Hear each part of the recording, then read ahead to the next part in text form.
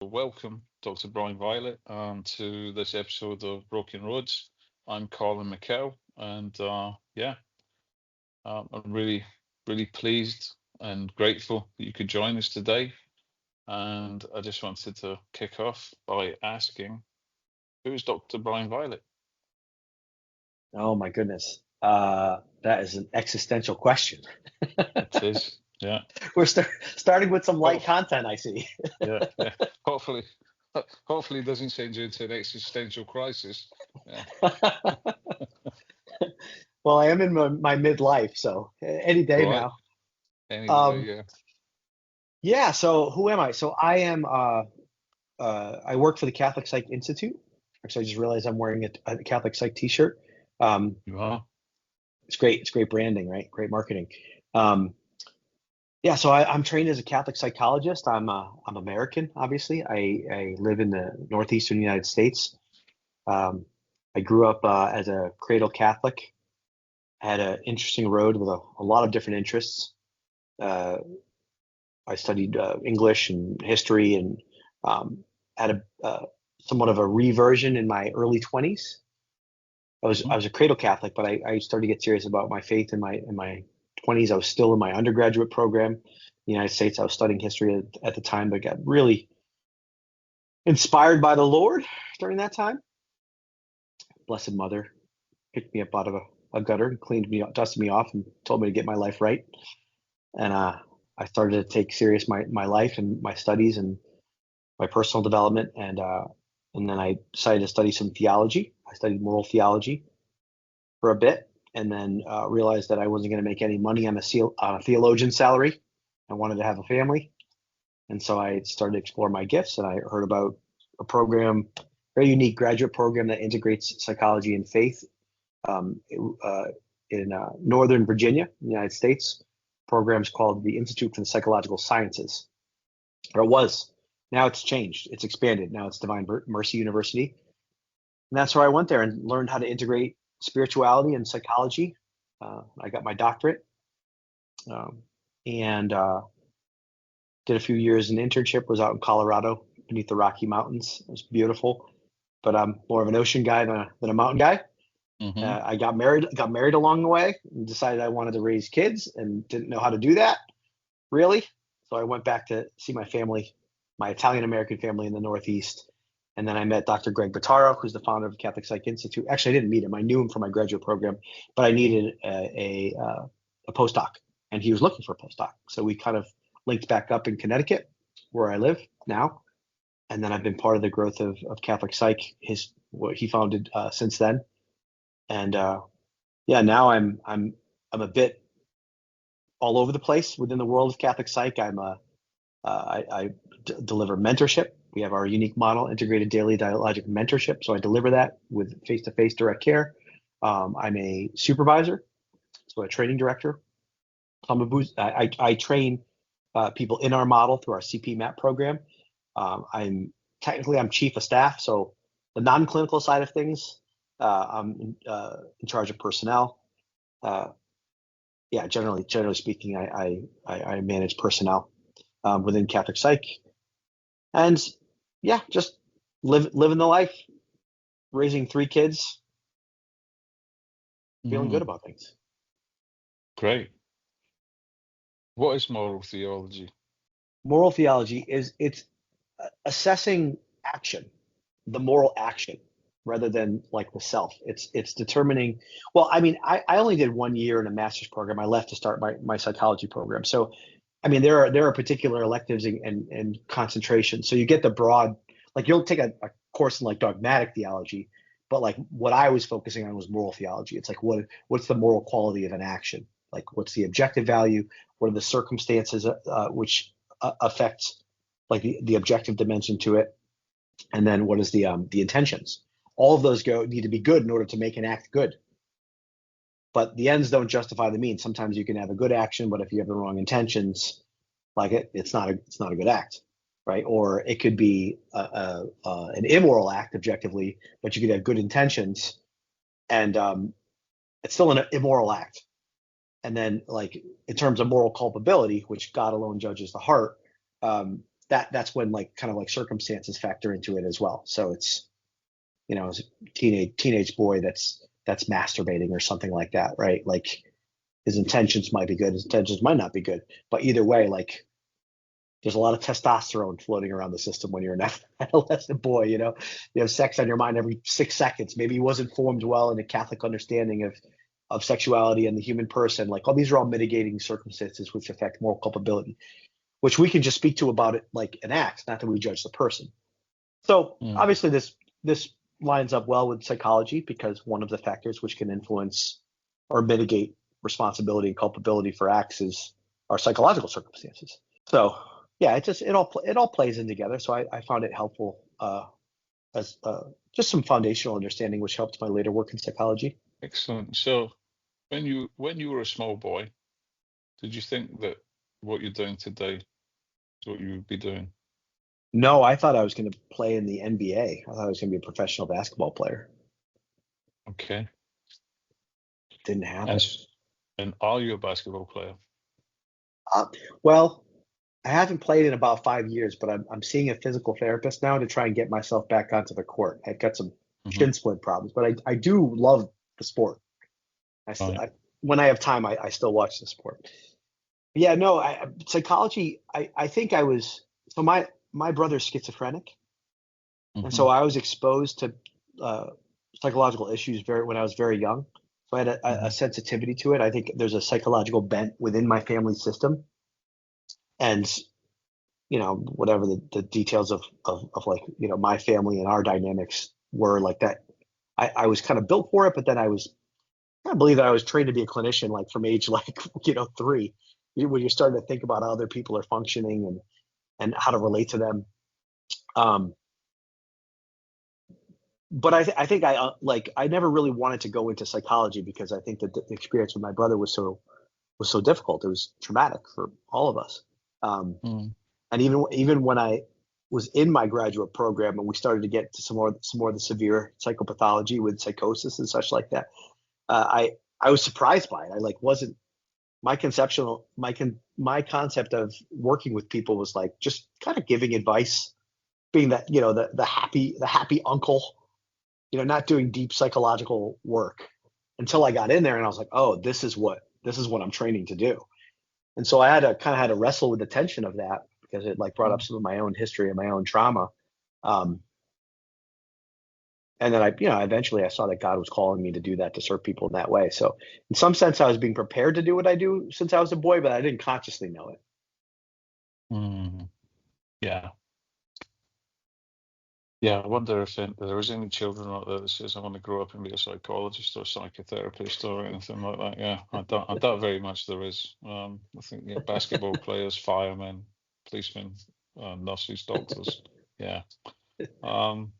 Priests, nuns. Yeah. So tell us about the Catholic Sinner Show. So that's your own podcast. Yes, I actually, well, I had a vision for it. I actually haven't worked on it in some time because of all these demands of my other responsibilities. But the vision for it was, I wanted to have essentially a place of interreligious or ecumenical dialogue. I think people within the Catholic faith can be very insular, and there can be a fear of the world. And my experience in living a pretty secular life until I was in my mid-20s is that God is present everywhere, and in all cases and in all people. And some of my closest friends to this day aren't living a Catholic life and a Catholic lifestyle, but I certainly see the natural virtue in them, and I just see their dignity and beauty as a human person. So it's not a criteria for me to be in a relationship with someone that they have to be Catholic. And so I wanted to create an opportunity to sort of reach across the aisle and connect with people of different faiths and creeds. But I thought, well, there's a couple ways to do that. First of all, I just wanted to hear about their lives and who they are, because I think each person is so fascinating. Every person is a universe unto themselves. Everyone is actually really interesting. And then there's kind of like a middle section of the Catholic Sinner Show where we did talk about psychology and faith, and it was when I was doing it more regularly, I had someone that was like revealed to me that they were atheists in the middle of the shows. It made for a good podcast. And then I also have a deep love for art, Mm-hmm. and I think there is a theology of making that exists by way we experience God's love, God's creative power, the Father. People have interesting concepts and projections onto God the Father, something like our own fathers. It's like the psychology of like how do we experience him, but I don't think it's talked about enough how he is creator. That's his like how he reveals himself to us, the Father as creator. And so we actually can experience him via the Holy Spirit by creating ourselves Mm-hmm. and consuming other people's creation too. And so I like to produce and consume art. And for the idea for this show, the manifestation for this show was to talk about films and how even people's own psychology and their own projection go into why that film is important to them. Like why they're interested in that. Like why does it resonate with them? Why might this person never cry, but they only cry when they see that movie? Like what is happening in that art that pulls from their goes underneath their conscious mind into their unconscious and pulls out deeper truths about who they are. So I was hoping to connect with people in that way too. Mm. Can you give us some examples of that? Can you remember some of the guests that you had on? Well, Yeah, that's a great question.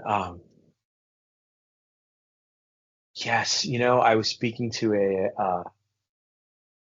he was a professor, one of my former professors, and he was talking about a film involving the death of a spouse, and his spouse had died, and he hadn't really made the connection as to why that film was so important to him. And his wife had died 10 years, 15 years before that. And so it had been some time, and he'd had some distance from that, and his grief had obviously evolved. And he was able to articulate. This was Dr. Pacolic on the show, if anyone interested in discovering it. But he was interested in how his grief had evolved, and that movie was more important to him earlier in life. And he had since sort of like remarried and moved on from it. But there were pieces of himself that still clung to that, and were working things out in the grief and death of his wife, like just by even being interested in certain aspects of the film.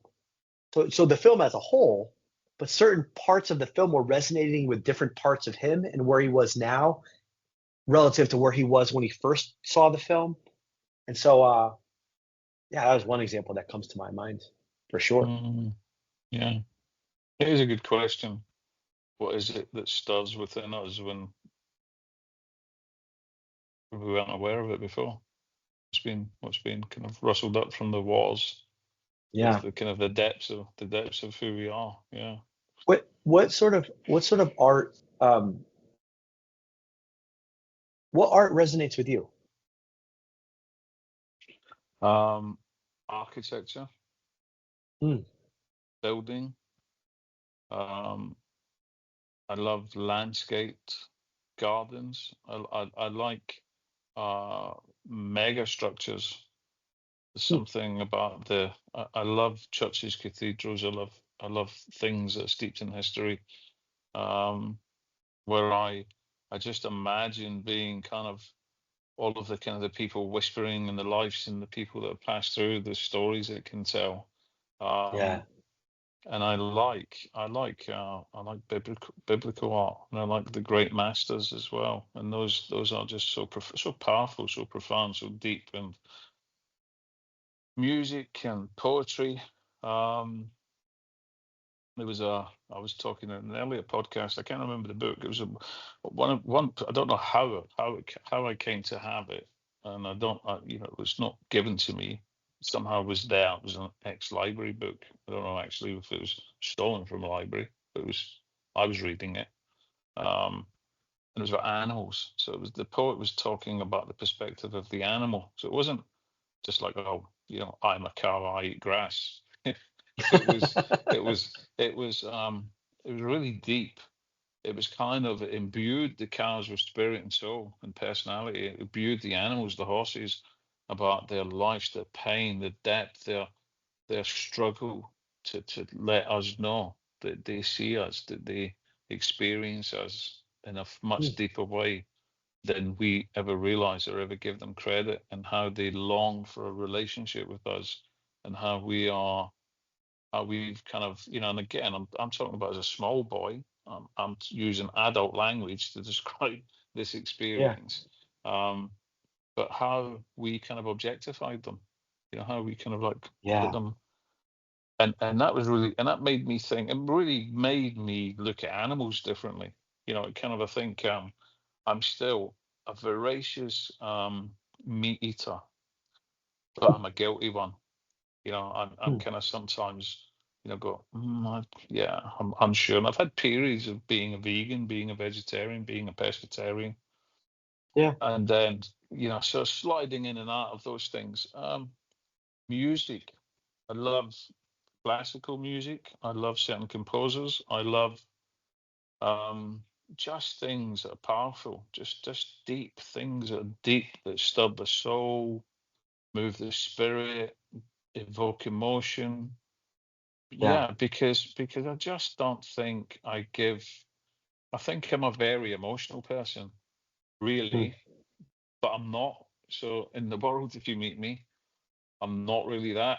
So my everyday uh part, if you like, of myself is Yeah. very kind of pragmatic, very business like, kind of leaning Yeah. into emotion, but leaning very quickly back out of it. Yeah. Whereas there, I allow myself to, and something else that my spiritual director kind of introduced me to, which was imaginative prayer. So Mm. entering into the prodigal son. So imagining the arms of the father. I'm the prodigal son, or I'm the Yeah. father. I'm receiving the prodigal son, or I'm the brother who's The brother. envious. And Yeah. yeah, Yeah. and also entering into the crucifixion and the resurrection, into Yeah. stories throughout the New and the Old Testament. And it's so powerful to kind of position myself and to try to imagine what Jesus was like, how he spoke, what it was like to be in his presence, what it was like to be in the busyness of the place. I went on a pilgrimage before the trouble in Palestine broke out. I was there about a year before, Yeah. and went with the Catholic Church. Went on a pilgrimage. We went into you know where the Church of the Nativity is, and visited all the usual places that pilgrimages would go to. And then I caught COVID and was separated, and ended up staying 3 weeks longer than I'd intended to. And just incredible. And thinking about, looking at the stone, looking at the walls, looking at the pavements, looking at the people, looking at the wrinkles and the expressions in the faces, being in the Jewish quarter, the new part of Jerusalem, the old part of Jerusalem, looking at the kind of the Arabs and the Muslims and living side by side, looking at the kind of the So Coptic and the, complex. Oh, so so complex. complex, yeah, yeah, and so beautiful, so rich, and so and yeah, and places where we visited, and I was there with my wife, and we just spent a lot of time just in silence, just being there, and it was just such a treat, and so contrary to how I usually live and how I usually am. So yeah, I think definitely art and in general creation, because part of what I do, we're a building company. We build things, we build services. I work with investors and investment, as well as building clinical programs and support We're, programs. So we're doing it right now. We're literally creating right now. we are This creating, is yeah, con this is absolutely. this is Uh, content. this is art, yeah, yeah. Yeah, so yeah, it's amazing, and I have a kind of an odd, not an odd story, but I suppose a powerful story in my book about art. I had a I believe, as a child, I discovered that I had an innate and natural quality for art, for the actual, um, and I was working with pastels. I was working with charcoal, and Hmm. yeah, and then something happened that stopped, and I never ever returned to it. I never ever went back to it. Mm. But I was always a doodler. I was always a drawer. I was always somebody who, and somebody who would just stop and look at stuff. Even today, I'm in Italy. I'm in my home in Italy at the moment, and outside we've been building a prayer garden, and we've Yeah. got underneath one of our olive trees, which is like over 100 years old, and it's just so powerful. Just these little, and looking at an old olive tree is incredible. I just stare at it and just look at it, and I just like, it's got so many shapes and shadows and tones and shades, and I just think, yeah, it's been here longer than I've been on the planet. What's it seen? What's it experienced? It's been through the wars, you Yeah. know, probably witnessed the Germans as they kind of came through this region. Yeah, just so many things. The Great Depression, the So it rise sounds of like art draws out like your sense of history, I think. Sounds like. sense of history, my sense of wonder, my sense of amazement, my sense of beauty, sense of tenderness, sense of connection, the sense of awe. Yeah, That's yeah, cool. yeah. So tell us about the Catholic Psych Institute and what it does. Yeah, so Catholic Psych, I mean, we strive to, so in my program, my graduate program that Dr. Greg also went through at Divine Mercy University, it was very, our training there was very conceptual. And we had just world-class scholars in the philosophical anthropology and theology, and really elite clinicians on the other side. And so the whole point of the program is integration. That's like the buzzword over there, integration between these two obviously connected fields of knowledge.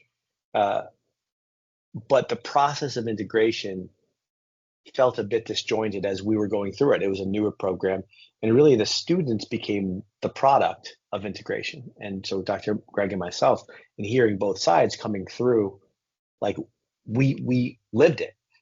And there was really a gap in the practical application of integration. So okay, you may know that these particular facets of a Catholic anthropology, but what does that mean when you're sitting across from someone? What do you do? How does it translate?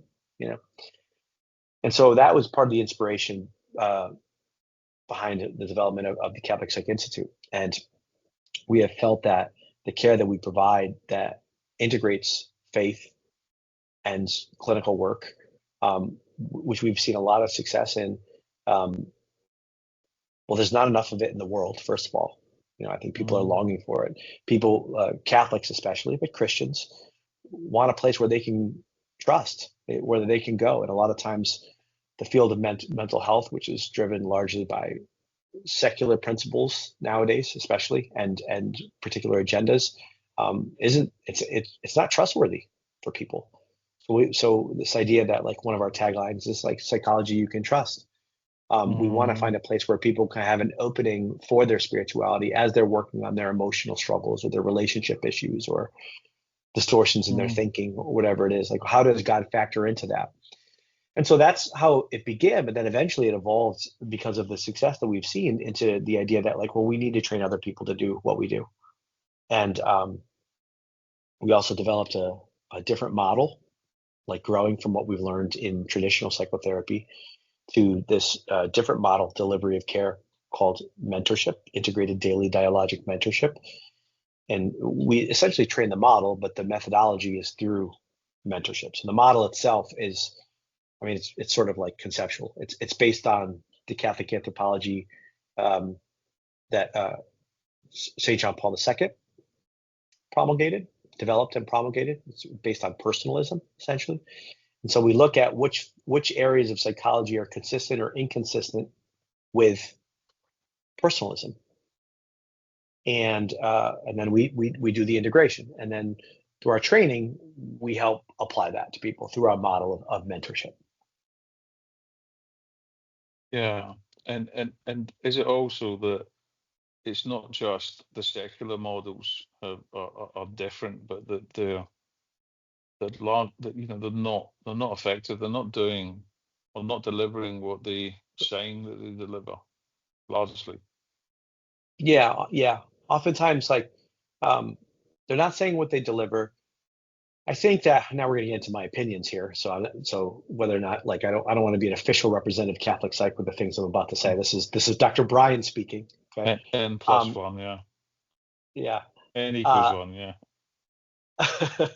um, I think that a lot of mental health practitioners in the world are hurried through very quick programs. Hmm. 2 years, now go help people with the deep complexities of their life.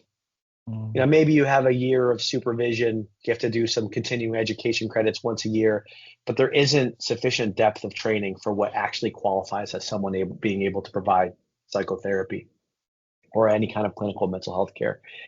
And, you know, we just offer more depth than that. I mean, even within this psychological space of what we are looking at from like what is a secular theory, like we're using more complex ones. We're not like CBT to say it is certainly effective, and there's a place for cognitive behavioral therapy and things like that, sort of axis one interventions, but oftentimes those fall short. They don't look at deep relational histories, psychodynamic elements, trauma, right? All the obstacles that prevent you from just changing how you think, which will affect how you feel. Like it's not as simple Mm. as all that.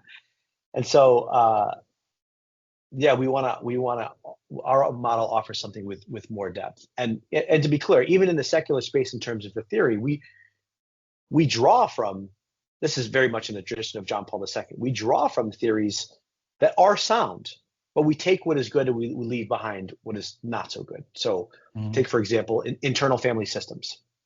There's a lot there that can help you navigate the interior experience of people with, like, this concept of the self and having different parts of the self, a unity and a multiplicity within the person, and different parts stuck at different developmental stages. Like, that's all great. But what's problematic about the theory, properly speaking, is it's very self-focused. It's very self-interested. It's almost as if it's very secular. It's very modern. It's I'm all that I need. Mhm. The world is my blank canvas. It's like there's no room for relationality. So we'll take Mhm. the stuff about the parts of the internal family system, but that still needs to happen in the context of a loving relationships, and that's where we would borrow from, like, interpersonal theory, process work, things like that. So Mhm. Mhm. so there is definitely good everywhere. I mean, this goes all the way back to Thomas Aquinas and taking what was good from Aristotle, but leaving behind that we're inconsistent with what Mhm. theology might tell us, or a Catholic philosophy might tell us. So this Mhm. is the ongoing work of integration. We know that our work isn't complete. We're just trying to move the ball forward in the long history of the church. Mhm. So why is depth of approach and intensity of training? Why is that? Why is that important? Why is it? Well, I think it's important because it provides lasting change. Mhm. A lot of times people will look for quick solutions to their problems, some techniques and some strategies, and that may even be effective. They may be Mhm. effective in the short term. What happens is what happens is you bury the issue down, and then it comes out sideways in a different way. I mean, the clearest example, I know you work with addictions a lot, but how often do we find someone who abstains from one particular addiction only to gravitate to a new one, right? Like, they're not doing the deeper work, they're not doing the trauma, they're not understanding what that addiction was about as a way to soothe or balm pain or escape from pain that comes from how they were treated in their history, their relationships, their family, right? So it's like that's how you get, like, the dry drunk. You've heard of the dry drunk before. It's like they may not be drinking anymore, but their personality style is still, like, pretty narrow-minded. Maybe they're hurting Mhm. people because they're not getting what they want. There's like an inherent narcissism to, like, that. Mhm. So So that's not just true in the world of addiction. It's true of like in the broader spectrum of mental health care, which is like, a lot of like short-term work is like giving a Band-Aid, and you need a Band-Aid to stave the bleeding, but it's not surgery. So I think deeper work provides for a lasting healing. Yeah. And the intensity of the training, why is that important? Why is it important that mentors or clinicians are kind of underpinned by an intense training regime? Yeah, well, I can answer that a bunch of different ways. Number one is because if you have a heart for this work, you want to help as many people as possible. So to create clinicians that can go forth and help people with a high quality of quick care, that's primary. In terms of ongoing training, we're incomplete projects, all of us. None of us are done, right? Until we're with our Lord and He's purified us perfectly. Like we're gonna be a mess a bit in this life. There's concupiscence, there's original sin, we have a spirit of conversion at Catholic Psych. We always talk about interior conversion, that's psychological and spiritual. So in that space, we like once you work through one part of yourself, there's another part waiting for you. And who you are, we believe that who you are affects your clinical work. You cannot be divorced. There's not just these abstract techniques which could help someone get better. Like you show up in the clinical space. And so you have to continually work on yourself to increase your capacity to love, to grow more in self, to increase your freedom so that you get out of your own way, so that you can manifest God's love in a particular expression that is needed by the person you're helping. Because like God is love, that's a pretty big statement. God is love. But the manifestation of love can be unique based on like the psychological experiences of each person. So if I'm rigid in my personality and I I may not be patient enough, or I may be too directive, or I may be, that might work with some people, but not work with everyone. So how can I like really increase my own flexibility to meet people with the love that they need? Like that's the aim of clinical work, of clinical supervision, ongoing clinical training and supervision. Yeah, no, makes sense. Um, I was also thinking about addiction as well. So going back to people who kind of experience addiction and thinking about the how people perhaps moving through addiction. I mean, we use terms such as relapse. I'm not trying to create new terms or say that those terms are not valid. I'm just saying what the term is, what it's called. Right. But perhaps it can also be looked at, even within the context you're talking about, perhaps, is that people are reaching new depths of where they're stuck and where Yeah. things are not moving on, or where they're not healing from, or where they're not because that stuff's complex, it's painful, it's entrenched,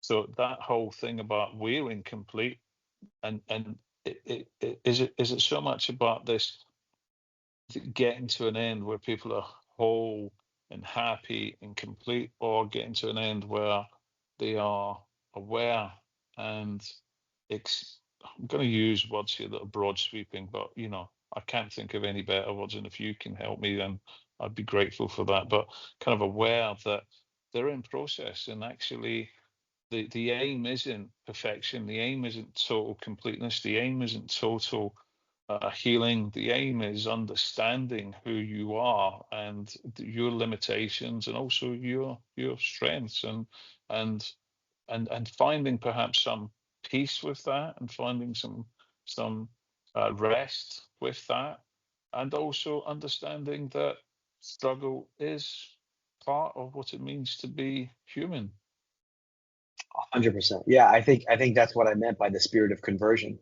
It's like becoming, Yeah. it's almost like becoming like comfortable with being uncomfortable. Like Hmm.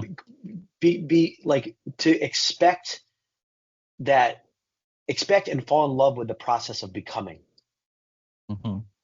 rather than, yeah, like you said, like perfectionism, we never achieve it. So if this is our state in life, the state of becoming, to accept that, be at peace with it, love it, cherish it, I think that facilitates compassion when we fall short, when we relapse. I mean, excuse me. Excuse me 1 second. From our previous conversations, I think you're doing really innovative work in the space of addictions. I did some like addictions work when I first graduated from my program. But one thing I think a practitioner should agree with is that compassion is like needs to be the default position. If you think of an Mm, addictive cycle, right, and someone relapses, and then it just creates this despair after a relapse, after someone returns to the addiction, like that just fuels things around. And like one of the ways to break that cycle is like, let's understand it. Let's not criticize you for it. Like, let's see it mm, as a part of your journey. Let's let's mm, let's almost destigmatize the relapse. mm, mm. Yeah, I think that's really important. I think that's an important way of looking at it. I also think perhaps it shines a light towards certain models, perhaps if they're promoting this idea of cure or of completeness, um, because they're kind of offering up a false narrative that then will only be met with disappointment and frustration and a sense that the person themselves have failed, rather than they're an incomplete project like all of us are, and that rather that they are beginning to engage in a different way in relationship with themselves and with other people, and that the journey is, and it is that is a journey. It's a journey into um, discovering who they are, discovering, you know, how they, how the parts of them respond to things in the world and to relationships, and also as well how perhaps um, there needs to be self-compassion. There needs to be that that understanding. And I think you was going back to your moral theology, this whole thing about culpability.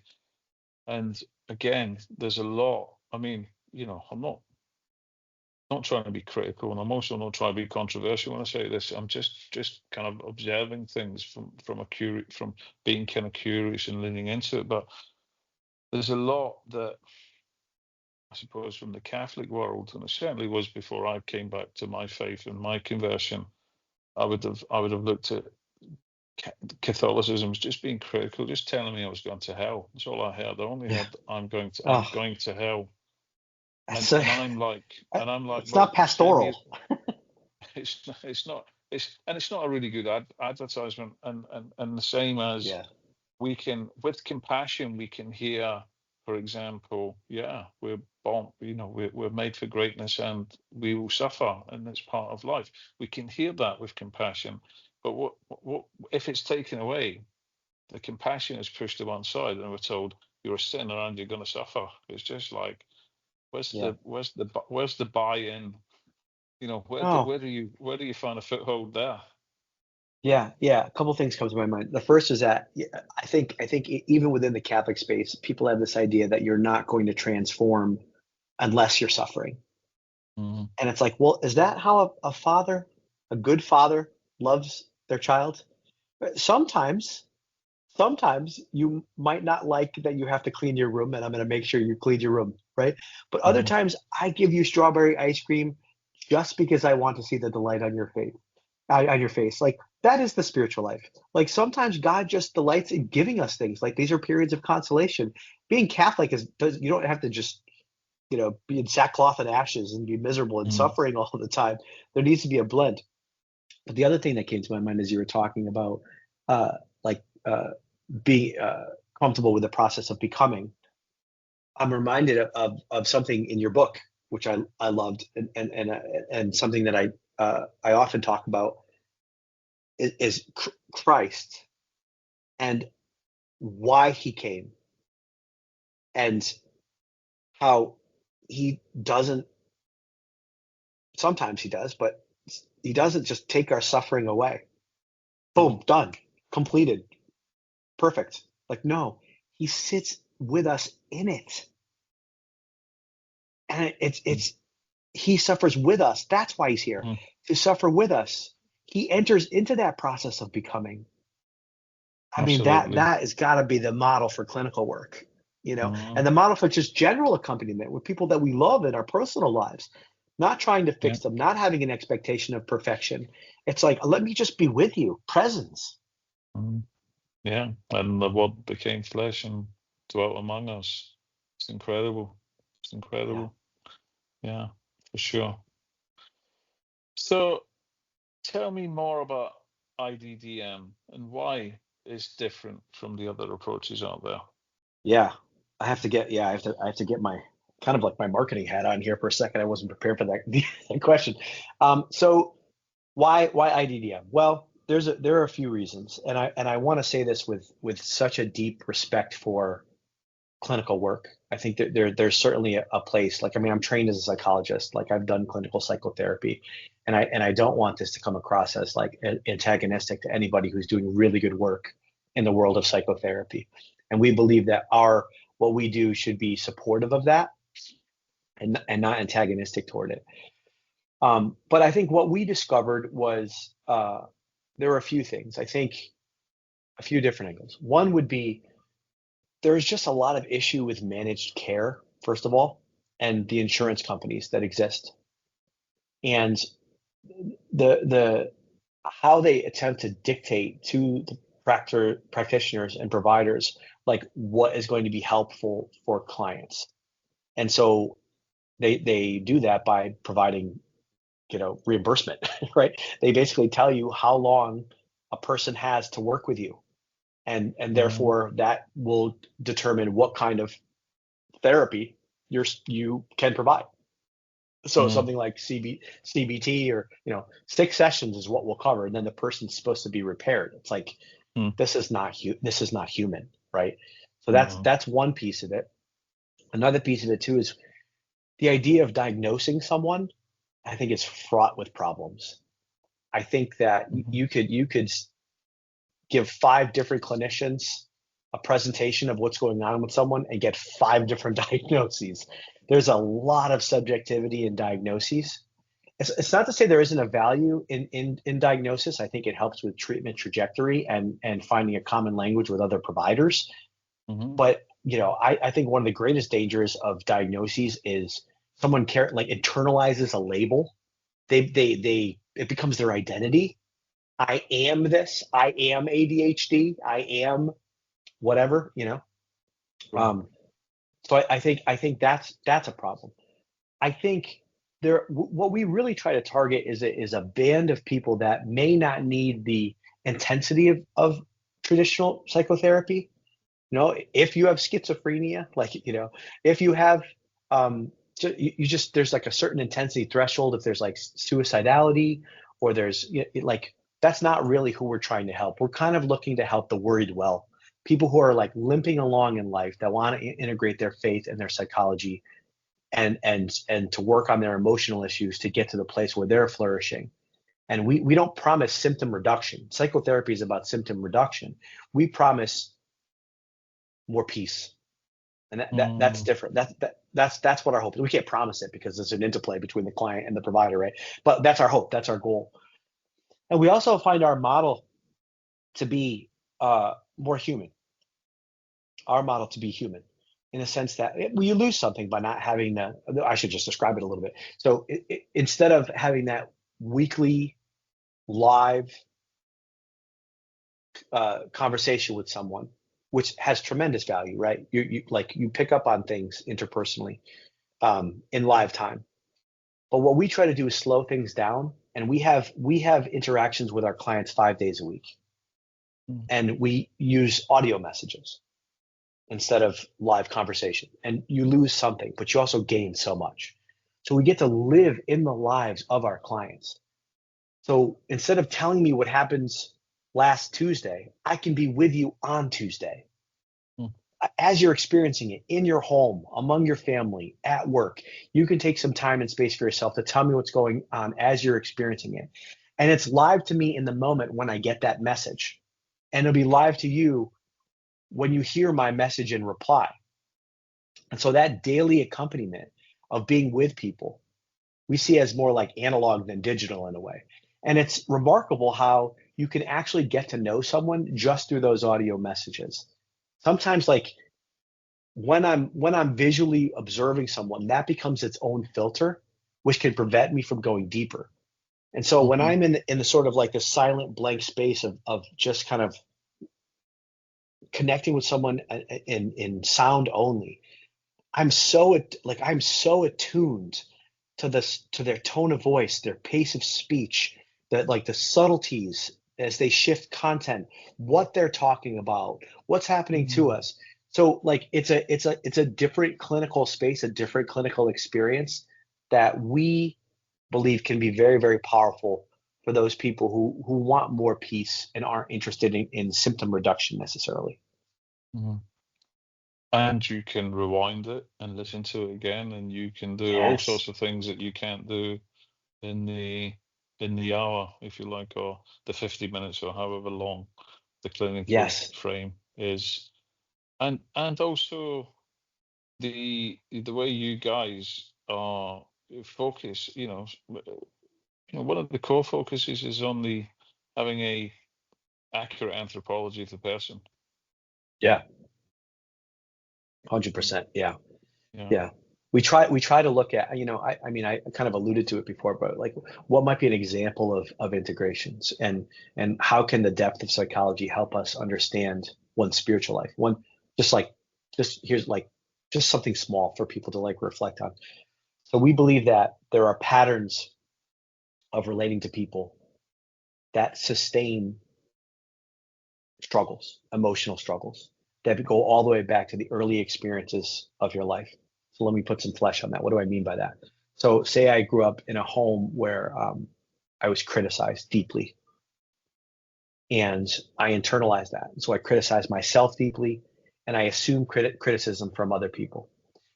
And so it came from my parents. I could pull a thread through other different experiences in my life, whether it's my boss at work, whether it's my spouse.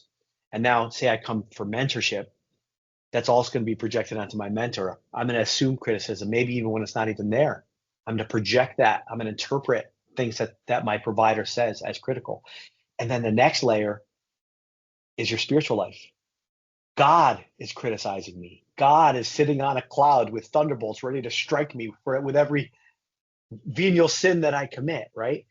And so by working through the psychology and providing a different perspective on what might be going on with other people, opening up new vistas, what we call a corrective emotional experience, new vistas of love, that opens me up in my spiritual life, and vice versa. God's not just an idea. How God actually draws me forth from that pattern that was present in my family system and reveals himself to me in a way that shows me he's not criticizing me. That affects my psychology. So this is integration. It's like seeing that interplay of those relationship patterns that show up in my psychological life and in my spiritual life, and using them to enhance one another to grow in peace. Yeah, it's incredible. And again, obviously from my time on, part of the mentorship program, the quality of the teaching, the depth of the teaching, not, obviously the intensity, as you spoke about, the depth, but just the quality. So anybody who is, considering training as a mentor or using IDDM, I'd definitely highly recommend it. I think it's an incredible resource delivered by an incredible team of people who are, probably some of the best trained clinicians, mentors, however they might describe themselves. Because some people coming into the training might not be clinicians at the beginning. Some people might be coming from a different clinical bent already, and so and they're looking for perhaps just a different way. That they're also unsatisfied, or they might have pastoral roles, or they might be mums or dads, and they just want to do things that are different. They want to feel that they're doing something that's meaningful, and it's definitely an incredible program that you guys have got. What do you feel, if anything, is challenging about being a Catholic as a professional and in general? Yeah, well, I think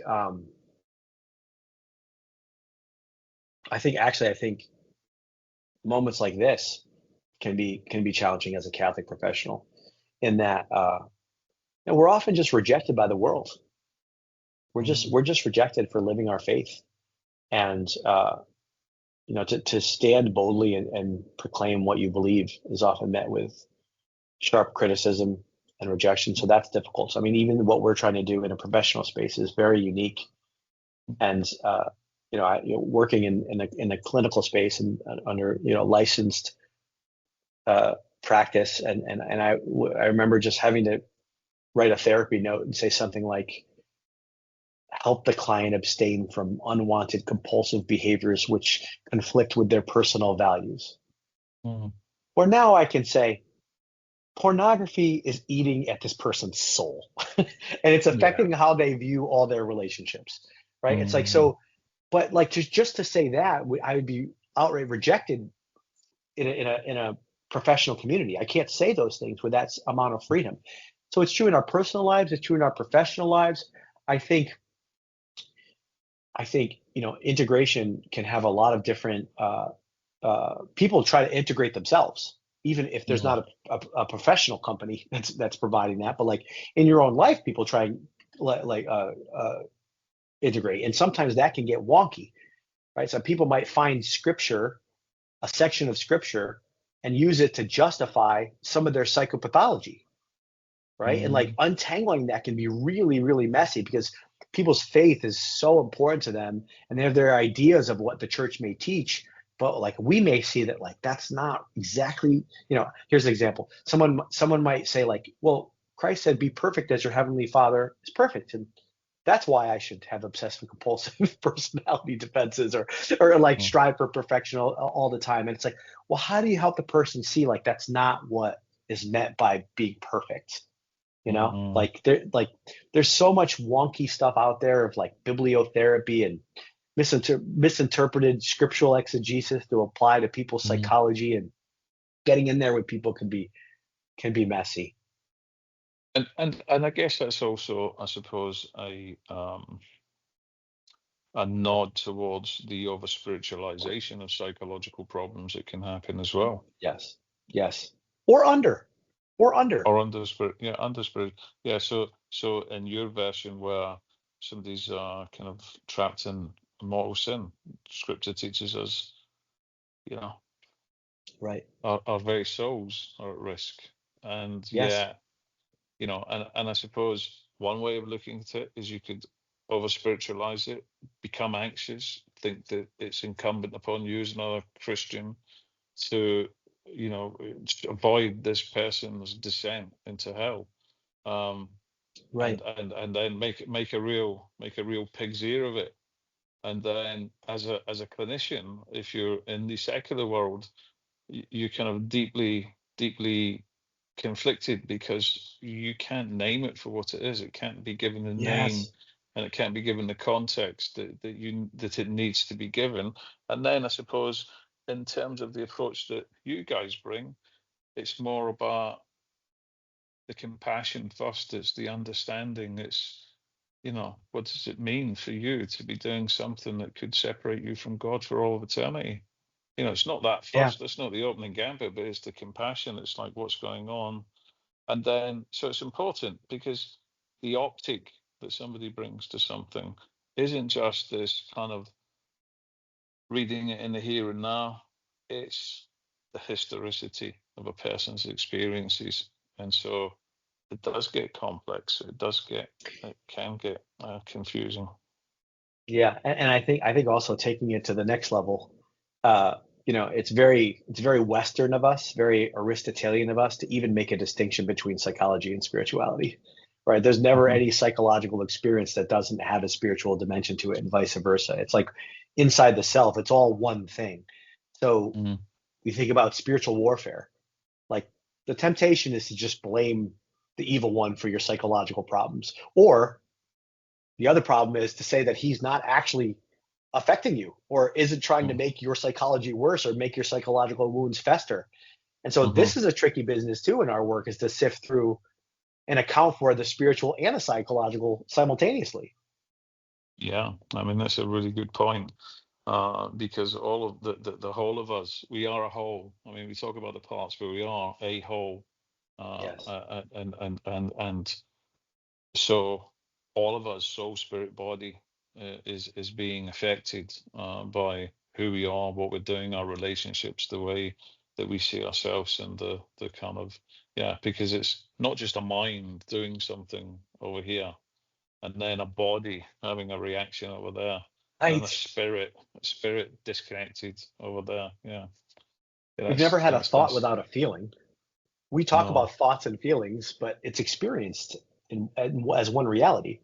yeah, but it is important to acknowledge that some of that language has been distorted over time, or it's kind of spread away from its original source, and it's taken on new meaning, new distortions. Those distortions have taken on distortions, and I suppose the tricky thing about narrative in of itself, storytelling, and the narrative that goes beside stuff, is that depending on who delivers it, it can sound so convincing, especially stuff that makes sense. You go, that makes sense, but it might actually have no validity whatsoever when you break it down and you look at it and you go, oh, sounded like it made sense at the time, but actually it doesn't Yeah. make any sense.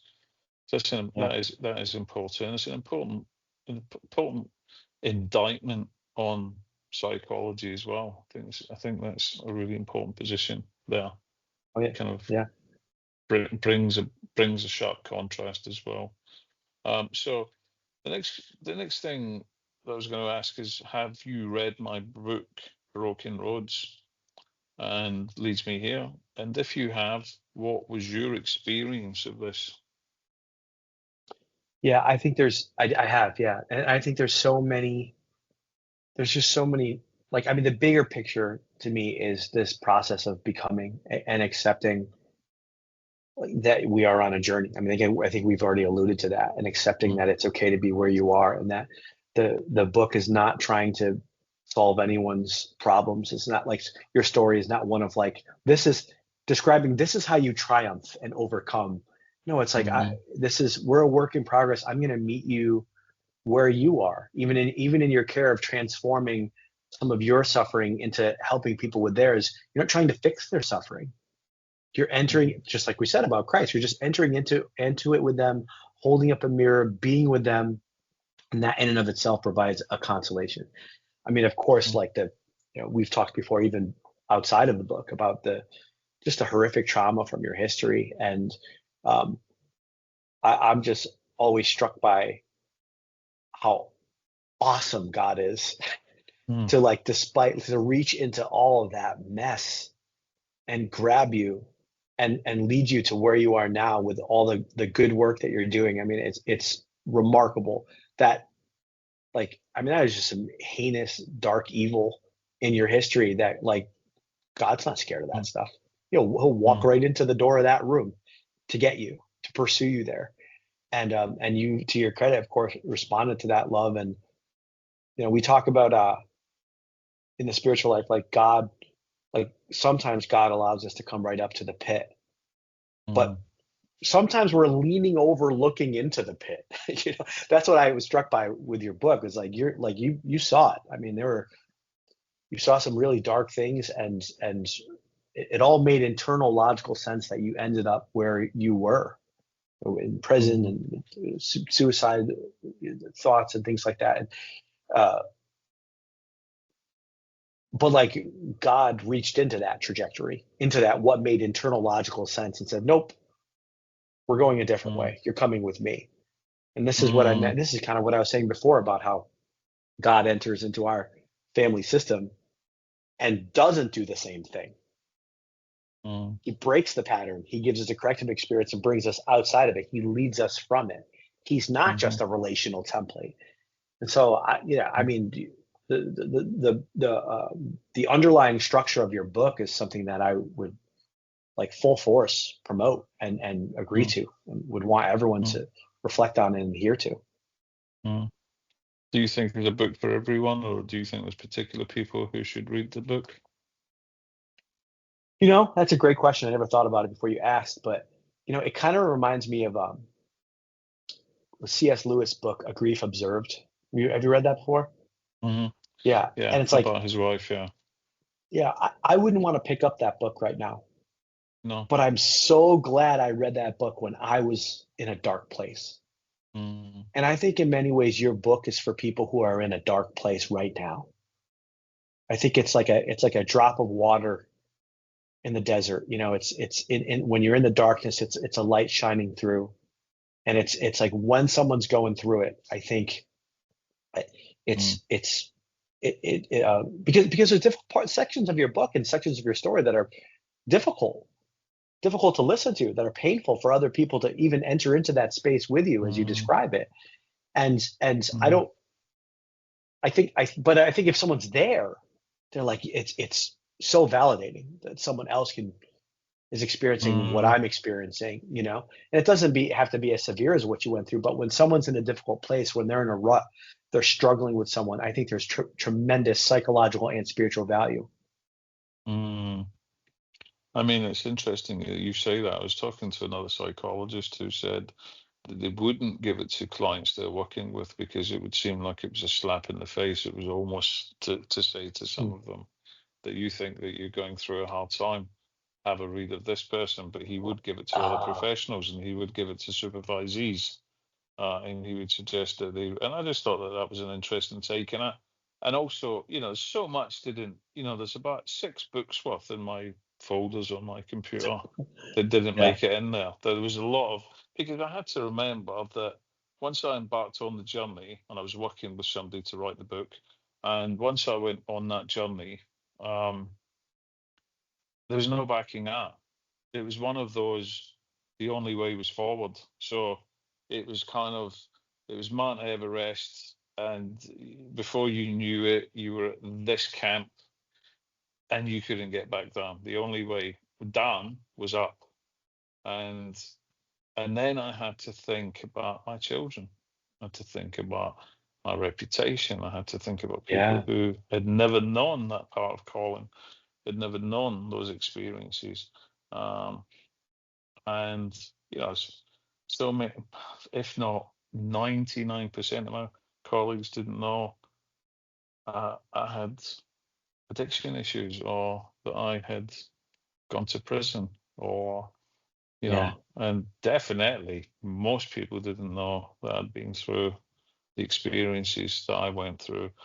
And my other struggle was that, yes, I didn't show um I wasn't giving people answers. I wasn't saying that. All I was saying is that we suffer and we can get through, and Christ can redeem us. And even when we feel far away from Christ, Christ is closest to us. Yes. And I think the kind of subtext of the book is for adults who live each day in darkness, and that was a reference to um, me at a different point in time, who really did live in darkness. I really thought that I was never getting out of the kind Yeah. of the pain and the turmoil. And, it didn't matter how much therapy I had, or how I educated myself, or the next new relationship, or whatever, or, geographical location, money, whatever it might be. Everything was an attempt to repair myself, and I seemed irreparable. It seemed that there was nothing that was ever going to. And although I had many attempts at having a relationship with God, I couldn't experience God. I couldn't experience Christ. I remember the first time when I went back to confession after my conversion. I remember a few other things that I'd read that kind of brought me into contact with the concept, the idea of Christ's love, and it just broke me. It was so beautiful, so profound. Mm. And I thought, Yeah. there is not a love that exists in this world like that. And then for me to feel that I was profoundly undeserving of just human love, like, but then there was this Christ love which was beyond that. And not only, Yeah. it wasn't a matter of I'm not deserving. It's like, yeah, you're not deserving, but I love you. You've got this love is yours. I give this love to you. It's a um gift. the gift, yeah.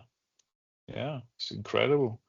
So yeah, it's an interesting point. And I often kind of thought, who am I writing it for? And I thought, I'm writing it for me, of course. I'm writing it for the world. I think there's a part in there where where I'm talking to the world. I'm giving my dressing down, if you like, to the world, and I'm kind of saying, if we're going to do good, then let's do good. Let's not talk about doing good, because the time for talking seems like it's. I'm not talking about therapy, but the time for talking is kind of over. It's time for doing. It's time for action. It's time that we did something, and unless we do something, in the world, it's challenging, and it's an indictment as well to child protection services. Back in the UK, how either they did spot what was going on and they did nothing, or they didn't spot what was going on,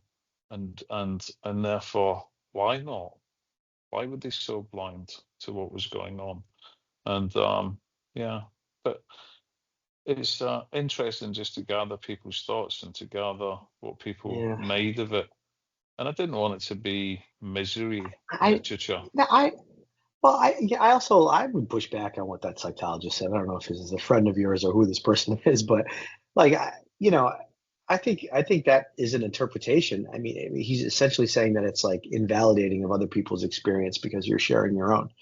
And that, I mean, it might be a projection on that person's part. I don't know if it's a he or she, but um, I really do think like if I mean, especially because you're messaging around like I'm not trying to fix you. I'm just sharing my experience, and I want to help you by being in yours. Like that in and of itself contradicts the idea that it's invalidating.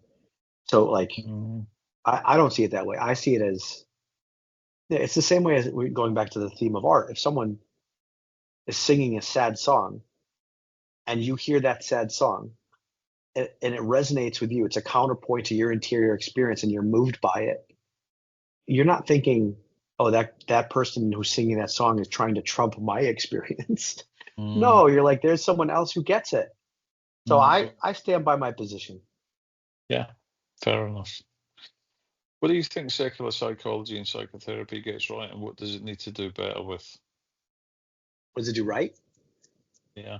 I think it, yeah, I mean, I think it does. I mean, I think it provides a lot of really sound theory. I mean, I Mm, think even in its efforts to just provide evidence-based treatment and have rigorous scientific analysis of what's effective and what isn't. I think that's we don't want to throw the baby out with the bathwater. That's a good methodology. I think that's really important.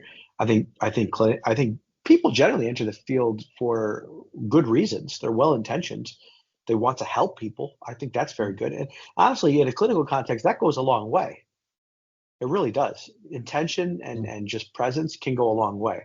I don't think it's the full mm, picture. I don't think it can really get people to where they need to get to full stop. But I do think caring about people and entering into that space is really valuable. And I think a lot of the methodologies do help. I just think that they don't help enough. mm. Okay. So tell me about working with process and why this is both a skill and an art. Yeah, process is it's even difficult to describe what it means. But so we make a distinction between content and process. And so content might be the details of what's someone's sharing with you. It's like actually the what is being said. Process is that dimension of what's happening between two people. So if I were to tell you about what happened between me and someone else, I would basically be describing a process. And it's Mm, like easy to identify when I say like I feel this way about him or that person feels this way about me or this is what they said and this is why they were saying it. It's like the how and the why. But in our clinical work, what we look at is like how is that happening in live time between us over and above what we're saying? Why are you saying it? What, like, how are you saying it? Like, what's the timing of you saying it? That's process. It's not what is said, but it's like how it's said. It's like the meta communication going on between two people. And mm, really, content is someone can be talking to you. I mean, we have these audio messages, so we have like actually like a control group here, where we can compare different types of messaging. But you know, clients leave us up to 15 minutes a day, so they may take 15 minutes talking and talking and talking and talking, but really they're saying something on the level of process that's very simple. They are looking for me to affirm them, even though they told me all about their day, their day at work, or like what they were able to accomplish, or what happened when they got home with their spouse or whatever. On a process level, I'm listening for what is the bigger picture thing that they're trying to share with me. That's the process. And that's really where change happens. And that is, I make this joke. Dr. Greg always gets mad at me, gets bored mad at me because I say, like, a lot of clinical work is boring. Defense mechanisms are boring because the content of people's lives may change. But if you start listening for process, it's the same. Like if somebody has narcissistic personality defenses and that's showing up in the process, then like it's going to feel the same with this narcissistic person. I mean, slight differences in colorings, but it's going to feel the same across persons. That's not what we want. We want to remove those defenses so the uniqueness of each person emerges, and that's very interesting. That's where the creative freedom of each person. Those are the saints. Like saints are so different. They're somehow all conform to Christ, but they're so different and unique, and you never know. If you ever met someone that's really holy, you never know what they're going to do or say, right? Yeah. But process attunes us to those predictable patterns of relating that show up, and like, what is their deep interpersonal wish? For some people, it might be, please see me. Some people it might be, please affirm me. Some people it's like, please don't leave me. Some people it might be, gosh, what else? I will hurt myself so that you don't leave me. We think of like a masochistic presentation or self-defeating. So in our clinical work, we're paying attention to those big picture relational patterns that show up in process between you and the person in live time. And then we make a process comment. We talk about it. So we help make what is unconscious more conscious for people so they can shift that, not just the details of their life, which they're getting lost in the milieu of that. It's like, what are the big tectonic plates? What are the big changes that can happen which create lasting change? And that's what happens at a process level. Yeah. You can see why it's difficult to describe. Yeah. It is. Yeah. Because it's invisible in a way. Yeah, It's not something you can point to. Content, you can there's a tangibility about content, but process it's invisible. It's you're identifying a pattern of relating that's showing up between two people. And in live time, it's even harder because you're part of that process. And a real skill to notice it, to pay attention to it, and I suppose a real art to enter into it and to work with it. Yeah, so maybe we could even talk about process right now as an example between you and I. So there's on a process level, you're the host, so you're asking me questions and I'm responding. So in a certain sense, you're leading the discussion and I'm following. That's the process of what's happening between us. There might be more nuanced process. I know that there are people listening to this. I maybe speaking differently to you right now than I would if we weren't recording. So that's affecting the process going on. Maybe I'm aware, and so I might be saying things a certain way, or might feel a pressure to sound intelligent or represent the brand well. I might have some angst over that. I might not have comfort. That's my process, right? I know about we have our own personal history. How is that playing out between us? That's the process level, which is invisible. Unless we call attention to it and we're aware of it, we become aware of it, and then we're able to articulate it. Yeah, makes sense. What do you think is your ultimate concerns for today's world? To me, it's very simple. I think people just believe that they need to earn love. I think it all comes down to people believing they need to earn love, and that comes from implicit messages in their history. Even in the best of parental situations, it's accidentally communicated to children about if you're good looking enough, if you're rich enough, if you're smart enough, if you do X, Y, and Z, and people really struggle. And I think this isn't just today. I think this is a historical issue. It's learning how to have the sense that we are loved just for existing. I think that's the parent's primary job, is to communicate, I love you because you're here and it's good for me to be with you. And anything that communicates something outside of that is what causes so much psychological damage and rupture and pathology. And, even if I want things, like if I'm guiding you or directing you, know that it's not for me. I want things to go well for you. But that doesn't touch the idea that I just love you, even if things don't go well for you. Right. And I think that's a very difficult thing for people to capture in their hearts. And it's what I see most commonly in my clinical work, in my personal life.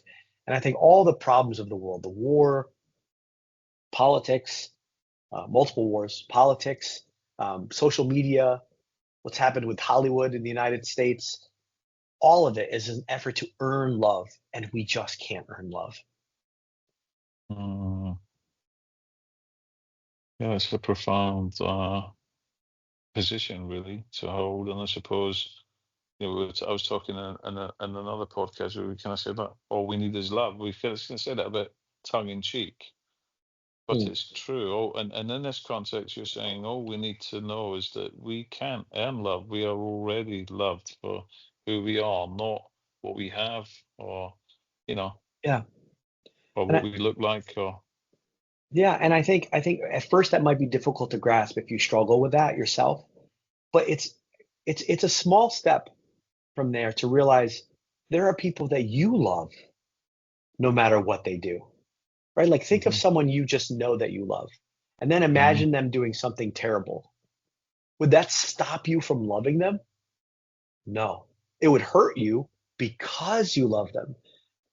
But the thread of love between you and them is not cut based on what they do. It's an eternal God, because God's love is eternal. It's like it's an eternal connection between us. And like if you start to think about that, then it makes it possible for other people to feel the same way about you, right? Like you can experience what it's like to be on the giving end of that. So therefore, the receiving end is possible. Yeah, yeah, I agree. So, what is your interest with Star Wars and other fantasy genres? I just love them. I think there's I think this goes back to our ideas about art and how they can sometimes be a bit of a Trojan horse to get us into our own psychology. And for Star Wars in particular, for me as a child, that was my first expanse into the spiritual life. Right? I remember just being floored by the idea of characters that they're playing checkers while the rest of us were, they're playing chess while the rest of us were playing checkers. It's like not like as a young boy with testosterone and power and strength and fighting and like all those kind of like archetypal masculine like draws that we have, and then you have characters in Star Wars that enter into a spiritual space that's like, no, there's another battle that's beyond this physical battle. And Yoda can be small and the greatest of warriors and small and choose not to fight. Obi-Wan let himself be killed. A lot of the teaching is a lot of the wisdom of the Force about like that we're more than this crude matter, more than the material world. Like that really opened things up. That was seminal for me in terms of being opened up to the spiritual life. And I think that carries through things like Tolkien for me. And the Trojan horse piece, I mean, that's more explicitly Catholic, where it's like he's even said like this is a Catholic book. And if you have eyes to see it, you will see deep Catholic truths in that work. And if you don't have eyes to see it, it's just a cool fantasy story. But like there are eternal archetypal truths that are present that in some ways are projections of our psychology, our psychology, but in other senses, like God meeting us by giving us these eternal truths. There's a reason why there's only so many stories that keep getting reskinned and retold in certain ways. So I think it's a way. I think it's like you think about what my podcast was interested in. It's like if someone's not ready for the fullness of truth of Jesus Christ being your savior, it's like a stepping stone towards that. It's in stories discovering Christ's love, if not understanding that it's explicitly Christ. And so I think fantasy is a way to escape and make deep truths accessible for people who are not ready yet, myself included. So I think we need an update. I think we need a new story, a new intellectual property that will and draw people in and invite them into spiritual truths in a way that might be hidden and concealed at first. That becomes like an epic story that can resonate with people and draw them into deeper spiritual truths. Yeah, I agree. And as you were saying that, I was thinking about the Lord of the Rings. I was also thinking about how these stories are perhaps more, I was going to say relatable, but at least they invite us in a different way. We get invited into the narrative, and Yeah. how the parts of us, like parts of myself, that react powerfully, that's moved to tears, or is moved to kind of a deep place of compassion when I see self-sacrifice in there, when I see people lay their lives down, when I see bravery and courage in the face of all adversity. There's something beautiful, and I believe we're moved because we know it's true. We see those things, and there's a truth about that's objectively true. It's not manufactured from the narrative. It's the action that's fulfilled that communicates the truth to us. It's seeing it in that way, and I think it is a good way. I think that is a good way of introducing people to the transcendental truth of Yes. their own eternal spirit, and that Christ is our savior. Yeah. And Christ himself is the model for that. He teaches in parables. He teaches through story. And so I think storytelling, I mean, it's like the ultimate blessing of Christ. Christ fully reveals man to himself, like that we receive through storytelling. And so, you have to have a particular there's a particular flavor to that. Not everybody is interested in fantasy fiction or science fiction or things like that. But I do think storytelling is really paramount. And then that also plays out in clinical work too. It can and should. This whole idea of narrative psychology, and some people think that their story, they're like helping people see that they're in the middle of their story, that where they are right now isn't the end. Just like any respective character in the story can't see the end of the story, but they're experiencing it now. We may know from the outside that everything's going to work out, but we are characters in our own story. And so there can be a real kind of like contextualizing one's life by thinking of it in narrative terms. Yeah, no, I can see that. It's a really powerful way, and it's helped me to understand why you connect those things together, why they're important, and why they're profound as well. 3 books that you would say people should read before they die, and why? 3 books. Wow. I think for me, I have to put Lord of the Rings there. So I'm gonna take the low hanging fruit first. I read it once a year. Every time I read it, I discover something different. And I think it's interesting. I think because Tolkien himself was a daily communicant. I mean, he was really living out his faith. I think some things in that work is explicit. He's explicitly, whether through writing it, through the editing process, he was trying to convey something. But I think there's so much nuance that was like his own psychological projections. He was in some ways writing about his own spiritual journey unconsciously that we can learn from. I just think there's so much space there for that. So that's one book. I love, what book I love by Chesterton? Well, it's like 2 books that he put into one, which is one on the life of Thomas Aquinas and the other on the life of Francis of Assisi. And taken together, they're put together in one volume nowadays, even though he wrote them at different times in his life. And what's moved me about that, like, it speaks to what I was saying before about the self being unique and unrepeatable, yet conformed to Christ. And the thoughts that I have about how it's not like a novel thought by me, but something that I'm attuned with is how all the saints are so different and yet they are the same.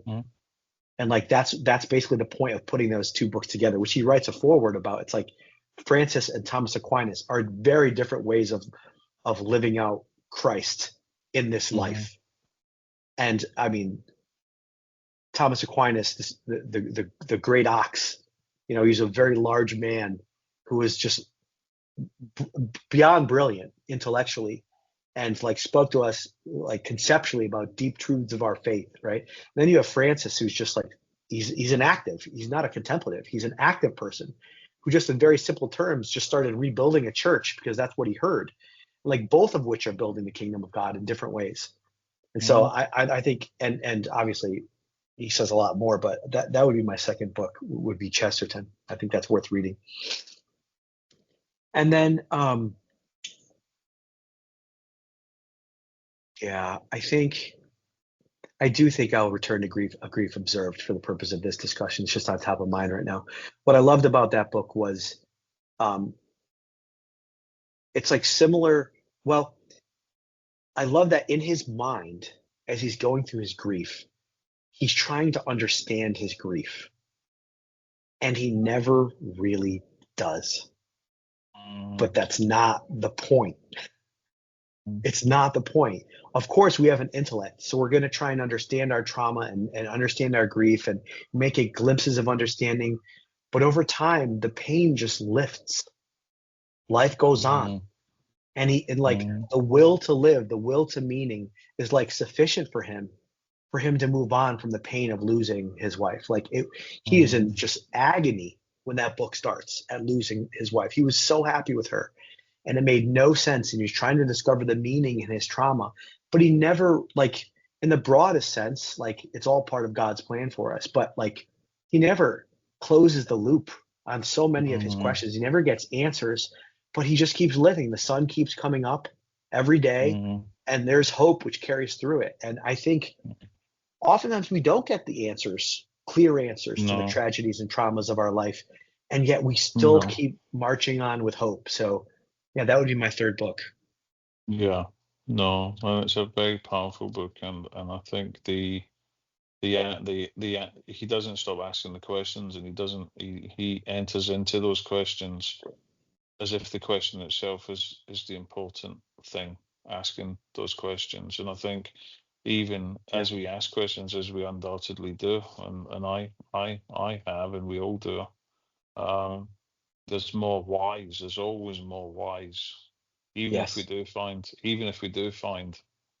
what we would term as an answer, there's another way. Yeah, I mean, in the same way, like sin is like the butterfly effect. We might commit a sin, and it might affect someone in China, right? Like so, it's like when God's activity resounds, it's like the epicenter of so much grace, which will continue. Like he draws, like things are terrible, and then he draws good from it. The good resounds throughout our whole life. Well, there'll be new whys, there'll be new consolations, new meaning, and not only, but it's also not limited to this life. Like when it's God's action, God's activity, it resounds throughout all eternity. I believe that we'll be discovering deeper meaning in the things that happen to us in this life forever. I don't think it stops because of the veil of death. Yeah, it's an interesting way to look at it. Yeah, you're probably right as well. Yeah. And I was watching something about the beatific vision. Question was, will the entire beatific vision be revealed to us when we enter into the next life? And I think the kind of argument rested on the position that even though we are in the next life, we probably still would never be ready. That's something that can only be within the stewardship of God himself. Right. And it's that, like, it's like the Latin word mysterium, like for mystery. It's not that you can't penetrate it. It's that you'll ever penetrate it forever. You'll continue like that. That's what I think the beatific vision is for us. It's like we're satisfied indefinitely because there's always more. Yeah, incredible. So 3 books that people should avoid and why? Oh goodness. 3 books that people should avoid. The DSM. Right. We were talking about that on a different podcast. I don't know why that's the first one that came to my mind. I mean, there's been so many editions and iterations of it, and it's driven by agenda and things like that. So there's a lot of problems with it. Gosh, I don't really read a lot of books that I don't like. I usually have some kind of basis for it. There was one, what's the one that came out recently? about the journalist. Oh, Bad Therapy. There's a book that Abigail came out. Abigail Shriver.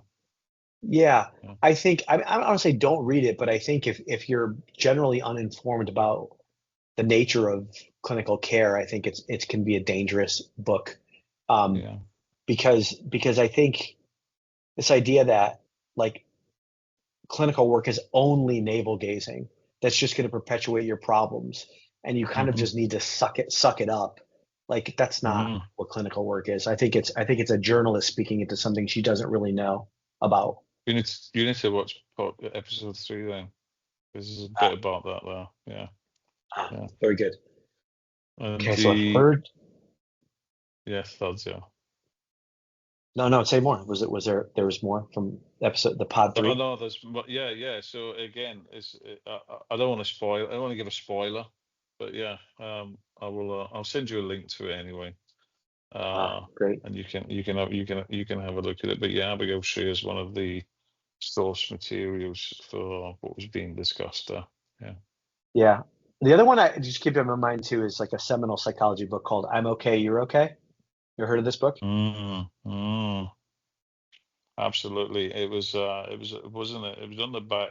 What was happening at the time? Because I was kind of ascending into the world of therapy and or treatment. It was a long time ago, and it kind of grows up out of the why am I afraid to tell you who I am? Of course you're angry. Um, the kind of the transactional analysis, born to win. Yeah. The I whole thing. I'm okay. You're okay. Yeah. Yeah, I think it was part of a larger cultural shift to not Yeah. of like an overemphasis on acceptance of people without Mm, challenging them to grow and change. And yeah. because I mean, coming out of it, I think a historical time where it was just critique and analysis without enough relationship and empathy, like what psychology Mm, offered, and what the larger cultural context was asking for is like, is it okay that I am who I am? Which speaks to our other mm, point. It's like you're loved just you should be just loved for who you are, and I want you to develop into the best version of yourself because it is good yeah. for you. So Yeah. it was like Carl Rogers ish, like unconditional positive regard. Well, Yeah, maybe there are some conditions occasionally, right? I yeah, accept you unconditionally. I love you unconditionally, but there are things that you are doing that are harming you and harming other yeah. people. You're called to a standard, yeah, and held to that as well. Yep. Which is, I think, and the other aspect, I suppose, about that ilk that ilk of psychology and its teaching was also the object relations theories, where people were just confused. You know, it was meant to be relational or relational building, Right. and it just Yes. left people feeling really kind of confused because it was so introspective, complex, and abstract. I think that's another thing Yeah. that wasn't done so well with those theories. But yeah, I'm okay, you're okay, and you're held to a standard. Yeah, yeah. Um, so three favorite actors and why, or actresses. That's a good one. Three favorite.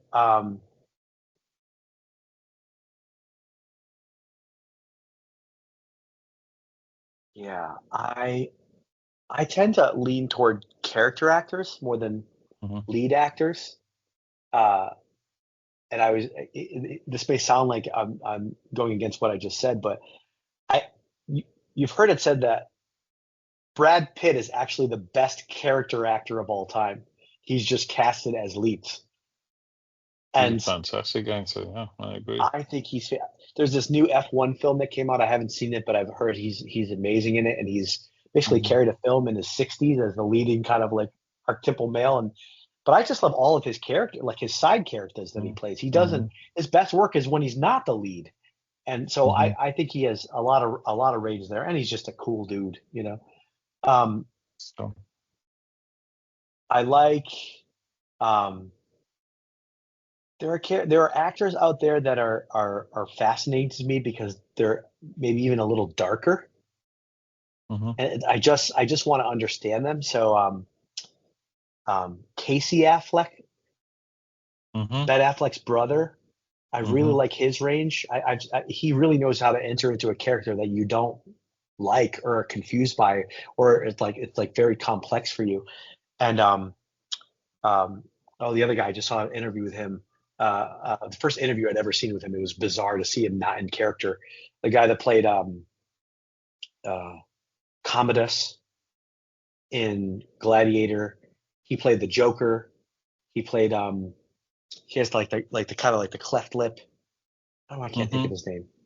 Oh, I But he know who plays you mean. Yeah. dark characters. Sylvie, do you remember who he is? Is it I can find Joaquin him. Phoenix? Joaquin Phoenix, yes. Yes. Thank you. Yes, that's right. I think he's awesome in terms of his acting ability. He really enters into some dark spaces and makes you question things. So they're kind of like in a category. And then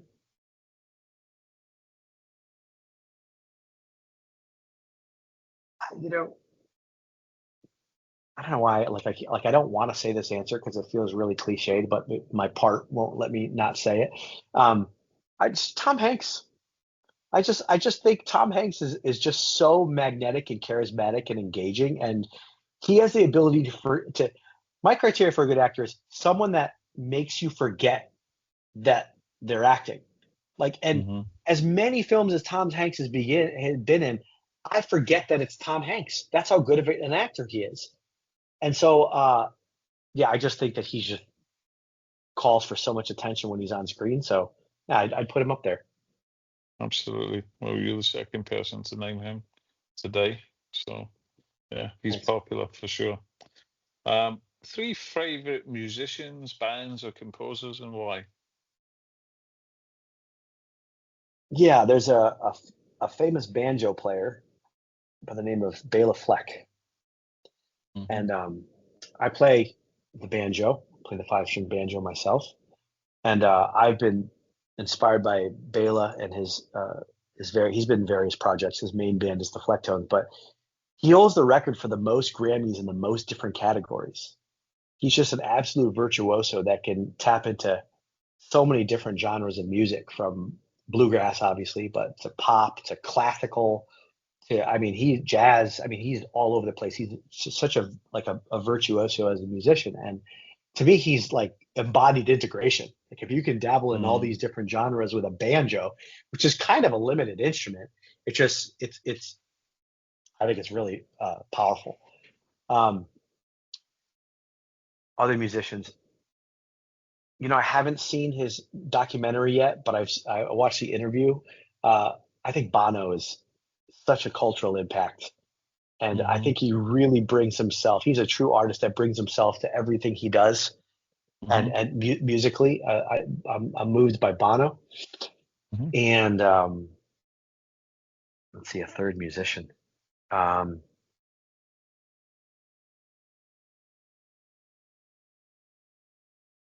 Tough, I'm at a strange point in my musical interests now where I listen to instrumental music more than anything. It's almost like the words like pull away. It's like the music draws you draws your emotions out more so than when you're listening to like verbal expression. Like that puts a frame around it when someone's saying something, whereas it's a bit more open-ended musically. And that could be, there's the classical versions of that, or like literal classical music, of course, and then there's things like jazz. But I actually listen to a lot of like instrumental hip hop, right, or instrumental electronic music. I've been getting into, or like who's the oh gosh, Daft Punk. You ever heard of Daft Punk? Yeah. Yeah, I've been really like the instrumental dimension of it has been inspiring me. So I say Daft Punk is innovative and attractive for me. I was thinking about the classical music, definitely on the same page there. I think as I get older, words are too noisy. They interrupt and they Yes. confuse. But I think I would draw certain exceptions. Andrea Bocelli would be one where you have the classical movements, if not classical music itself, and the kind of the opera, but the range of Andrea Bocelli. And I think it's one of those things about, because he's blind, he has enhanced those other Yeah. aspects of his range, such as his voice, and he's just, when he, I mean, it's said, it can be a bit cliche, I suppose, but when he sings and sings into the tones and into the narrative of what he's delivering, he really means it. You're kind of there. You're like really living it. It's really, really powerful, I'd say. So Yeah. that's the one. He Yeah, enters in. Yeah. yeah. It's really powerful. Yeah. I should say one So more thing. There's a go for it. musicians that I like, strong storytellers. Hmm. Going back to the theme of storytellers. So whether it's Paul Simon or Sting Yeah. or Harry Chapin, way back, I used to listen to Hmm. Harry Chapin from the, Hmm. he's passed away, he's deceased now, but Dylan, I love the Dylan movie. Like, Hmm. like the real kind of like creative, like songwriter, storyteller types, I'm attracted to also. Yeah. No, they are powerful and meaningful and impactful. Yeah. Not just a tune and a Yeah. melody. Yeah. Yeah, for sure.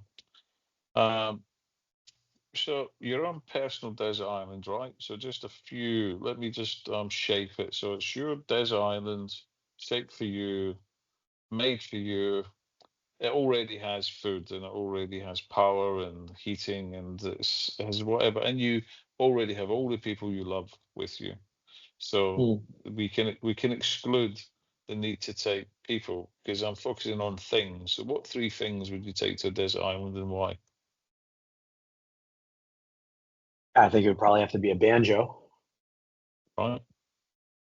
I This might sound terrible. Um, well, maybe I'll say it this way. I was going to say a computer, but not for the reasons you might think. A word processor, like Okay. it doesn't have to be hooked up to the internet, but it would be like I do like to write, and I think Right. there's something about that, and I have like, I don't know if it's carpal tunnel, like Mm. I can't really write with a pen, so I need a keyboard to Yeah. type. So maybe just a typewriter. I don't know. Typewriter. Um, Yeah. and then I mean I think like I don't want to say a Bible because that's obvious. Um, The Bible's already third, there. Yeah. yeah, the Bible's already there. Yeah. Uh, well, I think the most reduced form of a game would be a deck of cards. But I think there is Mm-hmm. something about bonding with people around that thing, especially male bonding.